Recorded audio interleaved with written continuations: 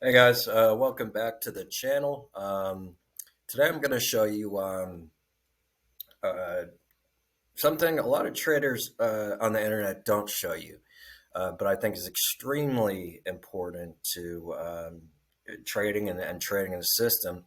And it's what happens when a trade doesn't go your way. I'm also going to share the number one thing that I think that traders with a winning system make a mistake on. So if you like the content, you want more content like this, go ahead, like and subscribe before we get started. And we'll get right into it.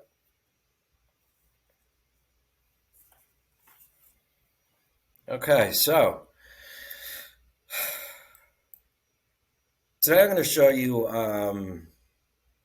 about where a trade didn't work out. So, and I'm going to show you the number one thing traders number one mistake I think traders make um, when they have a winning system in place and they encounter a rough trade, a trade that doesn't go their way, a loss, as we did this morning. So the number one mistake the traders make is they go fucking with the system. Okay, so they say, "Oh no, what did I do wrong? Where did I go wrong? What could I do differently?" When in reality, the system is just being the system. It's just working the way it should. No system is going to be 100% right. Even our system, which is, anywhere from 75, 80% or more of the time where it works, you're still going to have that, 20% of the time, 25% of the time where that doesn't work. That's pretty often, right? So we have to know, we have to recognize this first of all, and then where do we go from here, right? It's what I always like to end the videos with. Where do we go from here? But first, I want to show you why we don't mess with the system. Okay, so here's our trade. Here's our first. Here's our false signal. If you guys have been following my videos, we've been on point for like the last what? 1, 2, 3, 4, 5. 1, 2, 3, 4, 5, 6, 7. About the last 7 trades or so. So this is the eighth trade where it didn't work out. The last 7 though worked, right? If you take away this Fed nonsense, which again we took account, we took this into consideration. Basically, this buy signal and this sell signal cancel out, and we just went with the buy signal here, right? So, all right. So why would I change something that works 80 something percent of the time? You don't. All right.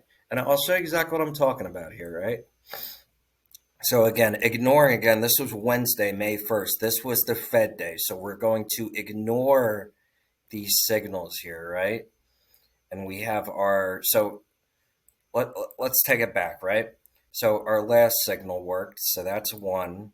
We had another signal before that worked on the put side, right? So that's 2. We had a buy signal here that worked. That's 3. We had a sell signal here that worked. That's 4. We had a buy signal here that worked. That's 5. We had a sell signal here that worked. That's 6. Right? Am I counting right? Sorry.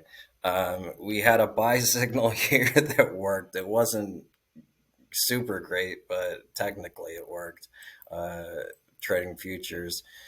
That's 7, 8, 9, 10. And this one is questionable, so we'll keep it at 10. But regardless, you get my point. These signals work, right? They work the majority of the time, right?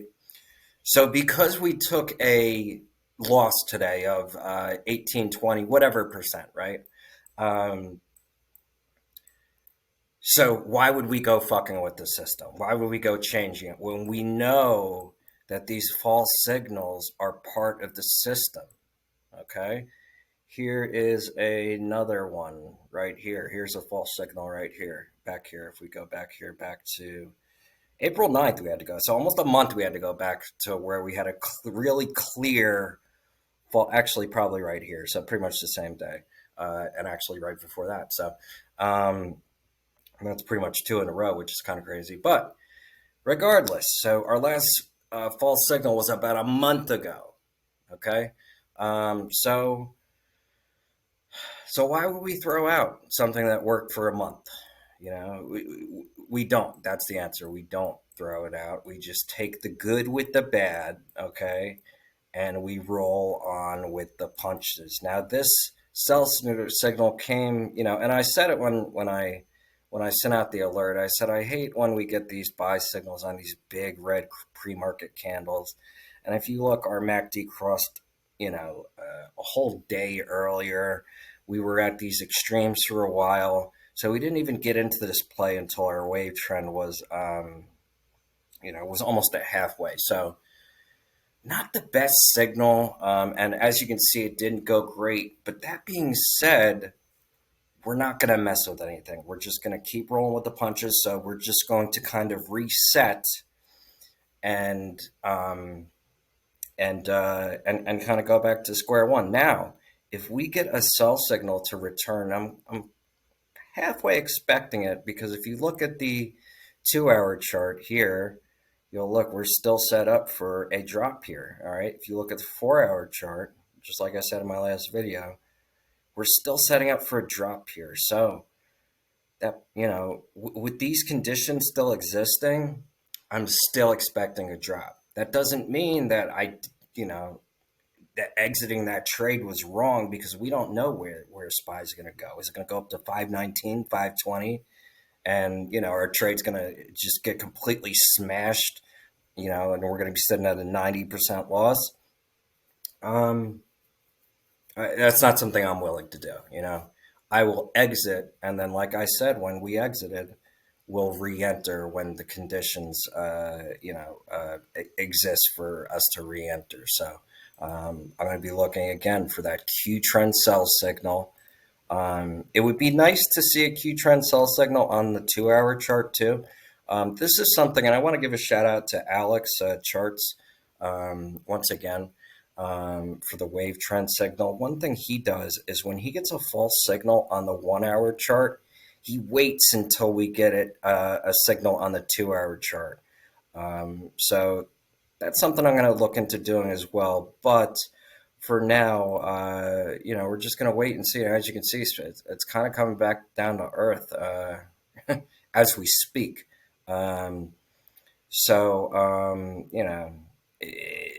am I going to be upset with myself for taking a loss and then, the trade ends working out? No. Just, if we end up getting the signal, we're going to re-enter the trade. That's it. And we should make our losses back and then some. And that's the whole point of the system, right? So, so that's kind of where we're at. Trade did not work out yet. We are out of the trade for now. And I'm waiting for this buy signal to disappear here on Q trend. Hopefully we will then get a sell signal here on the hourly. MACD is already crossed. I'm sorry, on the 2 hour. And that would be just, more indication that we should be going short here. So, so that's really it. You don't want to change anything. I think that's the most important thing. You don't want to change anything in your system, because if you have something that works, if you have something that works 80% of the time, when something goes wrong during that 20%, you don't go changing stuff that's going to affect your 80% win rate. You just take that, you take the loss. It's just business as usual, as I said, and we wait until we get that signal again, and then we can enter. Hopefully, we'll get the 2 hour signal around the time we get a sell signal again on the 1 hour, because which one of these is the false signal? Is it the buy signal or is it the sell signal? Well, to me, it kind of looks like the buy signal, but see, where we're at now, the conditions here on the hourly chart are not primed for an entry. Um, that being said, if we look at the 2 hour chart, we are, so if we do get a sell on the 2 hour, that's probably where I would look to then re-enter the trade. Depending on how froggy I feel, I may just re-enter on the 1 hour. But I'm really looking to probably implement something like Alex has, where if we do get a false signal on the hourly chart, we then go back out to the 2 hour chart. And then if we were to get an hourly false signal on the 2 hour chart, we would then go to the 4 hour chart and so on and so forth. And that's a system that seemed to work decently for him.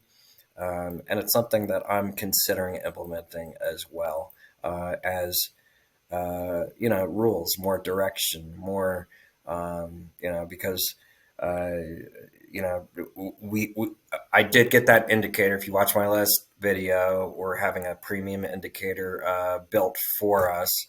Um, it's I can even pull it up right here, probably, under my end. Oh, why is it not here? I probably have to refresh it, but yeah, we do have our indicator delivered to us. I just need to tweak it and play around with it a little bit, and get the three signals that are integrated. And we may add RSI divergence. I'm still going back and forth with that.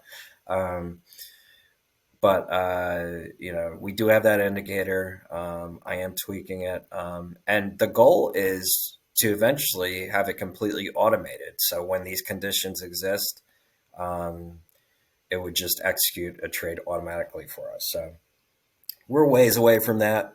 For now, we have to do it manually, but we're going to keep pushing towards that. For now, we have to look at what? We have to look at MACD, we have to look at wave trend, and we have to look at Q trend. Well, with this new indicator, we only have to look when it's tweaked. We'll only have to look at one. We'll only have to look at one indicator. It'll say a buy and a sell, and that'll be that.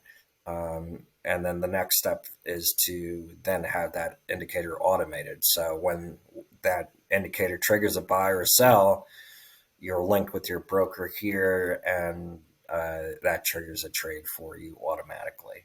Um, so yeah, that's where we're at. That's a little update. We are pretty much just kind of in limbo until this pesky little buy signal disappears here.